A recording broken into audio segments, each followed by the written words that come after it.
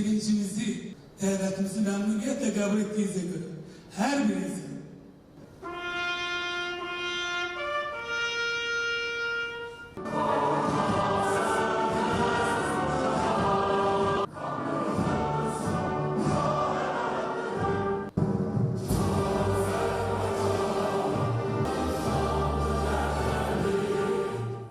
bu anlamlı resepsiyonu kardeş Türkiye Cumhuriyeti'nde gerçekleştirmekten özellikle ifade etmek isterim.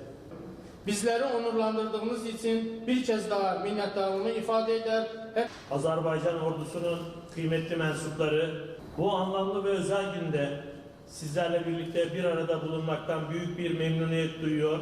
Giden yollar başını senlik